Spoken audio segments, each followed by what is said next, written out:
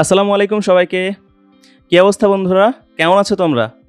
আশা করছি সবাই অনেক ভালো আছো, সুস্থ আছো এবং 10 মিনিট স্কুলের সাথে অনেক বেশি পড়াশোনা করছো। আমি আবু সাইদ আছি তোমাদের সাথে।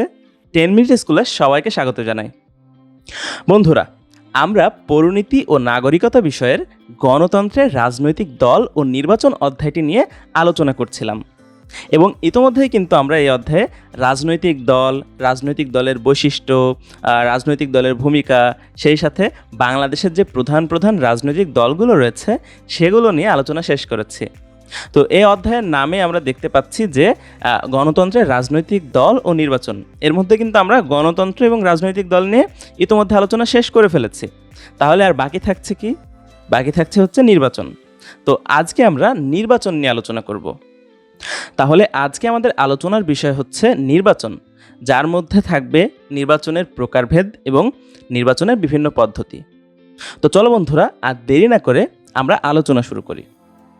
তো দেখো, নির্বাচন এই শব্দটি বললে তোমাদের মাথায় কি আসে, অর্থাৎ নির্বাচন শব্দটি দ্বারা তোমরা কি বোঝো? দেখো বন্ধুরা, নির্বাচন হচ্ছে জনপ্রতিনিধি বাছাইয়ের পদ্ধতি। বন্ধুরা, তোমাদের হয়তো নিশ্চয় মনে আছে এই অধ্যায়ের শুরুতে আমি কিন্তু বলেছিলাম যে বর্তমান যুগ হচ্ছে গণতন্ত্রের যুগ। আর গণতন্ত্রে কিন্তু দুইটি প্রকারভেদ আমি আলোচনা করেছিলাম, যেমন প্রত্যক্ষ গণতন্ত্র এবং পরোক্ষ গণতন্ত্র। এর মধ্যে আমরা বলেছিলাম যে প্রত্যক্ষ গণতন্ত্র হচ্ছে যেই সরকার ব্যবস্থায় জনগণ সরাসরি রাষ্ট্রীয় শাসন কার্যে অংশগ্রহণের সুযোগ পায়। কিন্তু বন্ধুরা, তোমরা একটু ভেবে দেখো তো, বাংলাদেশের মতো একটা রাষ্ট্র যেখানে 15 কোটির অধিক জনগণ রয়েছে, এখানে সবাইকে কি রাষ্ট্রীয় ক্ষমতায় অংশগ্রহণের সুযোগ দেওয়া সম্ভব? অবশ্যই না। আর সে কারণেই কিন্তু বর্তমান গণতন্ত্র হচ্ছে প্রতিনিধিত্বমূলক গণতন্ত্র বা পরোক্ষ গণতন্ত্র, যেখানে জনগণ তাদের প্রতিনিধি নির্বাচন করে সেই প্রতিনিধির মাধ্যমে কিন্তু পরোক্ষভাবে রাষ্ট্রীয় শাসন ক্ষমতায় অংশগ্রহণ করে থাকে। তাহলে এখন প্রশ্ন হচ্ছে, এই যে জনগণ প্রতিনিধি বাছাই করছে, এই বাছাইয়ের পদ্ধতিটা কি? দেখো বন্ধুরা, এই প্রতিনিধি বাছাইয়ের পদ্ধতিটাই হচ্ছে নির্বাচন। অর্থাৎ নির্বাচনের মাধ্যমেই জনগণ তাদের পছন্দ মতো প্রতিনিধি বাছাই করে থাকে। আর দেখো বন্ধুরা, নির্বাচন কিন্তু শুধুমাত্র জাতীয় পর্যায়ে হয় না। নির্বাচন স্থানীয় পর্যায় থেকে শুরু করে জাতীয় পর্যায় পর্যন্ত কিন্তু রাষ্ট্রের যারা নাগরিকরা রয়েছে, অর্থাৎ 18 বছর কিংবা 18 বছর ঊর্ধ্বে যাদের ভোটাধিকার রয়েছে, এই ভোটাধিকার প্রাপ্ত নাগরিকরাই ভোট দিয়ে কিন্তু তাদের জনপ্রতিনিধি বাছাই করে। আর এটা শুধুমাত্র জাতীয় পর্যায়ে না, স্থানীয় পর্যায়েও। তাহলে বন্ধুরা, নির্বাচনের সংজ্ঞায় আমরা কি বলতে পারি? দেখো, আমরা এই যে দেখলাম যে জনগণ ভোট দেওয়ার মাধ্যমে তাদের প্রতিনিধি নির্বাচন করছে বা প্রতিনিধি বাছাই করছে, এই প্রতিনিধি বাছাইয়ের প্রক্রিয়াকেই নির্বাচন বলে। তাহলে তোমাদের যদি প্রশ্ন করা হয় যে নির্বাচন কাকে বলে, তোমরা উত্তর করবে প্রতিনিধি বাছাইয়ের প্রক্রিয়াকে নির্বাচন বলে। তো বন্ধুরা দেখো, যারা নির্বাচনে ভোট দেয় তাদের বলা হয় নির্বাচক বা ভোটার, আর নির্বাচকের সমষ্টিকে বলা হয় নির্বাচক মণ্ডলী। তাহলে আমরা দেখতে পাচ্ছি যে নির্বাচনে যারা ভোট দেয় তাদেরকে ভোটার বলে বা নির্বাচক বলে, এবং এই নির্বাচকের সমষ্টিকে বলা হয় নির্বাচক মণ্ডলী। তো বন্ধুরা দেখো, একটি গণতান্ত্রিক শাসন পদ্ধতির অন্যতম শর্ত কিন্তু সুষ্ঠু নির্বাচন। অর্থাৎ একটি রাষ্ট্রে যদি গণতন্ত্রের শাসন প্রতিষ্ঠা করতে হয়, তাহলে অবশ্যই সেই রাষ্ট্রে আগে সুষ্ঠু নির্বাচন ব্যবস্থা ইনশিওর করতে হবে। কেননা বন্ধুরা দেখো, আমরা জানি যে গণতন্ত্র হচ্ছে জনগণের শাসন। আর নির্বাচনটা কেন করা হচ্ছে? যেহেতু জনগণ সরাসরি রাষ্ট্রীয় শাসন ক্ষমতায় অংশগ্রহণ করতে পারছে না, তাই নির্বাচনের মাধ্যমে তারা তাদের প্রতিনিধি নির্বাচিত করছে। তো নির্বাচনটা যদি সুষ্ঠু না হয়, তাহলে কিন্তু জনগণের যে বাছাইকৃত প্রতিনিধিরা রয়েছে তারা কিন্তু নির্বাচিত হবে না। তাহলে আমরা দেখতে পাচ্ছি যে সুষ্ঠু নির্বাচন গণতান্ত্রিক শাসন পদ্ধতির কিন্তু একটি অন্যতম শর্ত। এছাড়া বন্ধুরা, তোমাদের জানিয়ে রাখি যে নির্বাচন কিন্তু শুধুমাত্র যে গণতান্ত্রিক সরকার ব্যবস্থা বা গণতান্ত্রিক রাষ্ট্রে অনুষ্ঠিত হয় এমন কিন্তু না।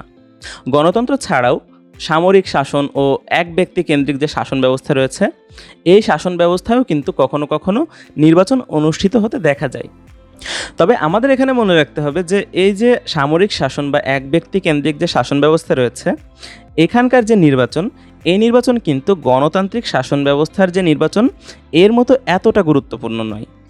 অর্থাৎ গণতান্ত্রিক শাসন ব্যবস্থায় নির্বাচনের গুরুত্ব অত্যাধিক বেশি। কেননা দেখো বন্ধুরা, নির্বাচনের মাধ্যমেই কিন্তু জনগণের মতামত প্রকাশ পায়। যেমন নির্বাচনের মাধ্যমেই ভোটারগণ কিন্তু যে একাধিক প্রতিনিধি থাকে, একাধিক যে প্রার্থী থাকে, তাদের মধ্যে থেকে সব থেকে যে যোগ্য, সেই যোগ্য প্রার্থীকে ভোট দিয়ে নির্বাচিত করে। আর যেই রাজনৈতিক দল সব থেকে বেশি ভোট বা সব থেকে বেশি আসন পায়, তারাই কিন্তু সরকার গঠন করে। তাহলে আমরা দেখতে পাচ্ছি যে নির্বাচক মণ্ডলী কিন্তু সরকার আর জনগণের মধ্যে সেতুবন্ধ হিসেবে কাজ করছে। এছাড়াও গণতান্ত্রিক শাসন ব্যবস্থায় কিন্তু নির্বাচন সরকারকে জনগণের কাছে জবাবদিহি করতে বাধ্য করে। কেননা জনগণ মনে করো যে যেই রাজনৈতিক দলকে রাষ্ট্রের সরকার ব্যবস্থায় প্রতিষ্ঠিত করে, সেই রাজনৈতিক দল যদি নির্বাচিত হওয়ার পরে সঠিকভাবে জনগণের জন্য কাজ না করে, তাহলে কিন্তু পরবর্তী নির্বাচনে জনগণ কিন্তু সেই দলকে আর নির্বাচিত করবে না। সুতরাং আমরা বুঝতে পারছি এখানে যে নির্বাচন সরকারকে জনগণের কাছে জবাবদিহি করতে বাধ্য করছে। আর এর মাধ্যমে কিন্তু আমরা বলতে পারি যে একটি রাষ্ট্রের সরকার ব্যবস্থা কিন্তু চিরস্থায়ী নয়, অর্থাৎ প্রতিনিয়ত কিন্তু পরিবর্তিত হয়। যেমন উদাহরণস্বরূপ যদি বাংলাদেশের কথাই বলি, দেখো আমাদের দেশে কিন্তু 2001 সালে ক্ষমতায় ছিল আওয়ামী লীগ। তো 1 সালে যে জাতীয় সংসদ নির্বাচন অনুষ্ঠিত হয়, সেখানে কিন্তু জনগণ আওয়ামী লীগের পরিবর্তে বিএনপিকে দেশের ক্ষমতায় বসায়। আবার অন্যদিকে দেখো 2008 সালের যে নির্বাচন অনুষ্ঠিত হয়, সেই নির্বাচনে আবার বিএনপির পরিবর্তে জনগণ আওয়ামী লীগকে ক্ষমতায় বসায়। তাহলে আমরা বুঝতে পারছি যে এভাবে কিন্তু নির্বাচন জনগণের সাথে শাসক শ্রেণীর যে যোগাযোগ, এই যোগাযোগের কিন্তু একটা মাধ্যম হিসেবে কাজ করছে। তাহলে আমরা বুঝতে পারছি যে জনগণ নির্বাচনের মাধ্যমে শাসক শ্রেণীর প্রতি একটি নির্দিষ্ট সময় পর্যন্ত সমর্থন অব্যাহত রাখে। তো বন্ধুরা, বাংলাদেশের স্বাধীনতার পর 1973 সাল থেকে 2014 সাল পর্যন্ত মোট 40 বছরে 15 বার সাধারণ নির্বাচন অনুষ্ঠিত হয়েছে। তবে এই 15 বারই যে জাতীয় সংসদ নির্বাচন অনুষ্ঠিত হয়েছে এমন কিন্তু নয়। এই 15 বারের মধ্যে 2 বার ছিল গণভোট, 3 বার ছিল রাষ্ট্রপতি নির্বাচন এবং 10 বার হয়েছে সংসদ নির্বাচন। আর বন্ধুরা, এই সকল নির্বাচনই কিন্তু আমাদের দেশে গণতন্ত্র প্রতিষ্ঠায় অনেক গুরুত্বপূর্ণ ভূমিকা পালন করেছে। তাহলে এই ছিল আমাদের নির্বাচন নিয়ে আলোচনা। বন্ধুরা, এখন চলো আমরা নির্বাচনের প্রকারভেদ নিয়ে আলোচনা করি, অর্থাৎ নির্বাচন কয় ধরনের হতে পারে। দেখো, নির্বাচন 2 প্রকার, যেমন প্রত্যক্ষ নির্বাচন এবং পরোক্ষ নির্বাচন। তো প্রথমে দেখো প্রত্যক্ষ নির্বাচন কি। তোমরা কিন্তু এই প্রত্যক্ষ কথা থেকেই বুঝতে পারছো, আমরা এর আগে প্রত্যক্ষ গণতন্ত্র দেখেছি, পরোক্ষ গণতন্ত্র দেখেছি। আমরা প্রত্যক্ষ গণতন্ত্রে দেখেছিলাম যে গণতান্ত্রিক শাসন ব্যবস্থায় জনগণ সরাসরি অর্থাৎ প্রত্যক্ষভাবে রাষ্ট্রীয় শাসন কার্যে অংশগ্রহণের সুযোগ পায়, সেটা হচ্ছে প্রত্যক্ষ গণতন্ত্র। ঠিক সেরকমই বন্ধুরা, প্রত্যক্ষ নির্বাচন হচ্ছে যেই নির্বাচনে জনগণ সরাসরি ভোট দিয়ে তাদের প্রতিনিধি বাছাই করে, তাকেই প্রত্যক্ষ নির্বাচন বলে। যেমন উদাহরণস্বরূপ আমরা বাংলাদেশের জাতীয় সংসদ নির্বাচনের কথা বলতে পারি। দেখো, বাংলাদেশের সংসদ নির্বাচনে কিন্তু সংসদ সদস্যগণ জনগণের প্রত্যক্ষ ভোটে নির্বাচিত হন, অর্থাৎ জনগণ সরাসরি ভোট দিয়ে কিন্তু এই সকল সংসদ সদস্যগণকে নির্বাচিত করেন। তাহলে আমরা বুঝতে পারছি যে বাংলাদেশের জাতীয় সংসদ নির্বাচন হচ্ছে একটি প্রত্যক্ষ নির্বাচন। অন্যদিকে দেখো পরোক্ষ নির্বাচন কাকে বলে। বন্ধুরা, পরোক্ষ গণতন্ত্রে আমরা যেমন দেখেছিলাম যে জনগণ ভোট দিয়ে তাদের প্রতিনিধি নির্বাচন করে, সেই প্রতিনিধির মাধ্যমে কিন্তু পরোক্ষভাবে রাষ্ট্রীয় শাসন কার্যে অংশগ্রহণ করে। ঠিক একইভাবে কিন্তু বন্ধুরা পরোক্ষ নির্বাচনেও জনগণ ভোটের মাধ্যমে যে প্রতিনিধি নির্বাচন করে বা একটি মধ্যবর্তী সংস্থা নির্বাচিত করে, এই প্রতিনিধিগণই কিন্তু পরবর্তীতে রাষ্ট্রপতি বলো, বা আমরা জানি যে সংসদে কিন্তু মহিলাদের জন্য সংরক্ষিত আসন রয়েছে। তো সংসদের এই সংরক্ষিত মহিলা আসনের সদস্যদেরও কিন্তু নির্বাচিত করা হয় এই পরোক্ষ নির্বাচনের মাধ্যমে। অর্থাৎ বন্ধুরা, পরোক্ষ নির্বাচন যদি আরেকটু সহজ করে বলি, তাহলে দেখো এটা হচ্ছে একটা ইনডিরেক্ট নির্বাচন, অর্থাৎ জনগণ তাদের প্রত্যক্ষ ভোটে জনপ্রতিনিধি বা সংসদ সদস্যদের নির্বাচিত করছে। এই সংসদ সদস্যরাই পরবর্তীতে রাষ্ট্রপতি বলো বা এই যে সংসদের সংরক্ষিত মহিলা আসনের সদস্য, এদের নির্বাচিত করছে এই সংসদ সদস্যরা। তাহলে বন্ধুরা, আমরা এখানে দেখতে পাচ্ছি যে বাংলাদেশের যে জাতীয় সংসদ নির্বাচন রয়েছে, এই নির্বাচনটি হচ্ছে একটি প্রত্যক্ষ নির্বাচন। অপরদিকে বাংলাদেশের রাষ্ট্রপতি নির্বাচন একটি পরোক্ষ নির্বাচন। এছাড়াও দেখো বন্ধুরা, মার্কিন যুক্তরাষ্ট্রের যে রাষ্ট্রপতি নির্বাচন, এই নির্বাচনটিও কিন্তু একটি পরোক্ষ নির্বাচন।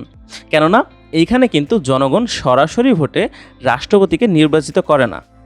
রাষ্ট্রপতি নির্বাচিত হয় একটি মধ্যবর্তী সংস্থার দ্বারা। তাহলে আমি আশা করছি যে আমরা প্রত্যক্ষ নির্বাচন, পরোক্ষ নির্বাচন কাকে বলে সঠিকভাবে বুঝতে পেরেছি। তাহলে বন্ধুরা, এই ছিল আমাদের নির্বাচনের প্রকারভেদ। এখন চলো আমরা নির্বাচনের পদ্ধতি নিয়ে আলোচনা করি। প্রথমে দেখো, নির্বাচনের পদ্ধতি বলতে আমরা কি বুঝি? নির্বাচনের পদ্ধতি বলতে বোঝায় কিভাবে ভোট প্রদান করে প্রার্থী বাছাই করা হয়। তো বন্ধুরা, বর্তমানে ভোট প্রদানের দুটি পদ্ধতি রয়েছে। একটা হচ্ছে প্রকাশ্য ভোটদান পদ্ধতি, অপরটি হচ্ছে গোপন ভোটদান পদ্ধতি। তো তোমরা কিন্তু এই যে শব্দগুলো শুনেই বুঝতে পারছো যে প্রকাশ্য ভোটদান পদ্ধতি কী বা গোপন ভোটদান পদ্ধতি কী। প্রকাশ্য ভোটদান পদ্ধতি হচ্ছে যেখানে ভোটারগণ নিজ নিজ পছন্দের ব্যক্তিকে সকলের সামনে প্রকাশ্যে ভোট দেয়। অর্থাৎ সকলের সামনে আমি আমার পছন্দের প্রার্থীকে ভোট দিচ্ছি, এটা হচ্ছে একটা প্রকাশ্য ভোটদান পদ্ধতি।